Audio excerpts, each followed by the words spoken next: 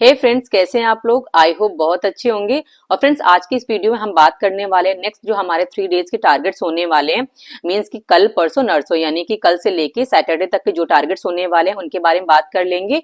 और साथ में जैसे एक दो कमेंट आए हुए थे मध्य भारत में कि मध्य भारत में ना कौन सी बुक्स पढ़े, और उनके बारे में मुझसे बहुत सारी क्वेरी आती रहती हैं। तो जैसे कि आप ना सबसे पहले तो मध्य भारत की आप ये क्लास 11 की एनसीईआरटी है सतीश चंद्रा की, ये आप पढ़ लेंगे। तो इसमें बहुत ज्यादा अंदर से डिटेल में नहीं दिया हुआ है, लेकिन फिर भी आप इतना है कि ओवरऑल आप अपनी समझ बनाने के लिए ये आप बुक पढ़ लेना। सबसे पहले तो यही पढ़ लेना, क्योंकि ये जो है क्लास 11 की एनसीईआरटी है, ये आप यहाँ से अपना बेस तैयार कर सकते हो। और अगर आपको डिटेल में पढ़ना है तो सतीश चंद्रा की वॉल्यूम 1 और वॉल्यूम 2 करके आती है। वॉल्यूम 1 में है जो वो दिल्ली सल्तनत के बारे में, और साथ में जो वॉल्यूम 2 है वो मुगल साम्राज्य के बारे में। तो यही आपको मध्य भारत में यही चीजें पढ़नी है, दिल्ली सल्तनत के बारे में पढ़ना और साथ में मुगल साम्राज्य के बारे में पढ़ना।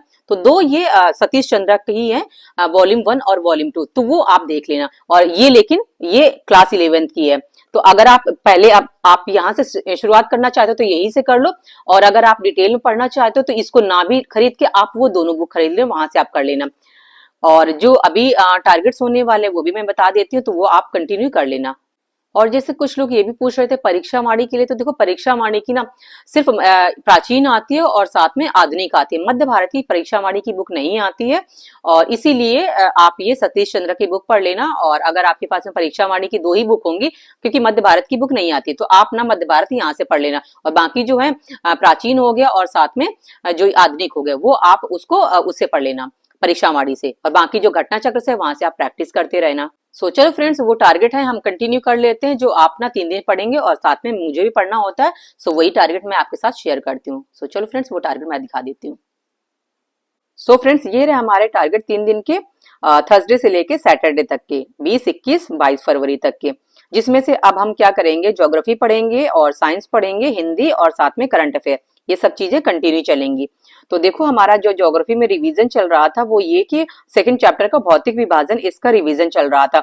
सो ये चैप्टर फ्रेंड ना काफी बड़ा है, और इसको आप अगर आपने कर भी लिया है ना, तो इसको भी 2-3 बार करना पड़ेगा, क्योंकि फर्स्ट और सेकंड चैप्टर ये जो थोड़े से लॉन्ग है, और बाकी तो जो चैप्टर है उसके अंदर जो बाकी के जो चैप्टर है ना वो थोड़े से छोटे हैं। लेकिन होता है ना कि ओवरऑल आपको समझ बढ़ानी है, तो जो स्टार्टिंग के चैप्टर्स होते हैं वो हमेशा लॉन्ग ही होते हैं। तो ये रहा हमारा भौतिक विभाजन। इसके आगे आपको करना है ग्लेशियर्स हैं, भारत के जितने ग्लेशियर्स हैं उसके बारे में पढ़ लेना है। पठार हो गया, और भारत की जो तटीय रेखा है, साथ में जो पूर्वी हो गया, पश्चिमी जो तट रेखा है, उनके बारे में अच्छे से डिटेल कर लेना है, पढ़ लेना डिटेल के साथ में। और प्रैक्टिस तो आपको करते ही रहना है। सो इससे पहले भी हम लोगों ने जैसे कि ये रहा हमारा, यहाँ चल रहा था कि आपने ये भारत की पर्वत चोटियां ये कर लिया होगा, घाटियां दर्रे, ये आई होप आपने रिवीजन कर लिया होगा। और साइंस में हमारा जो चल रहा था वो ये पलायन वेग एवं उपग्रह चल रहा था। और इसके आगे अब जो चैप्टर है वो ऊष्मा यानी हीट वाला जो चैप्टर है उसको कंटिन्यू कर लेना है। और साथ में हिंदी है, हिंदी में आपको पर्यायवाची शब्द करने हैं। और देखिए इससे पहले मैंने बोला था कि आपको पर्यायवाची शब्द 50-50 कर लेना। अगर 50 ज्यादा लग रहे हैं ना तो आप ना 25 कर लेना।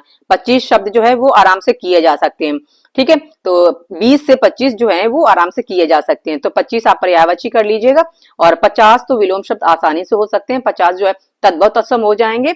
और साथ में यहाँ पे 50, यहाँ पे मैं लिखना भूल गई हूँ, लेकिन 50 शब्द आप ना अनेक शब्दों के एक शब्द कर लेना।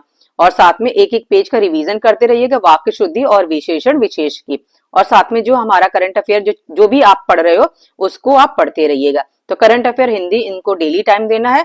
और साथ में 3-3 दिन का टारगेट जो है ये मैं ऐसे जो जीएस के अलग अलग जो सब्जेक्ट हैं उनको मैं देती हूँ। तो वही चीजें मैं आपके साथ में शेयर भी करती हूँ, ताकि आप लोग भी ऐसे कंटिन्यू कर लेंगे तो धीरे धीरे सही फ्रेंड, लेकिन फिर भी जो रिवीजन करते चले जाएंगे ना, तो ऐसे क्या होगा, जो सारा सब्जेक्ट है ना उसका रिवीजन होता चला जाएगा।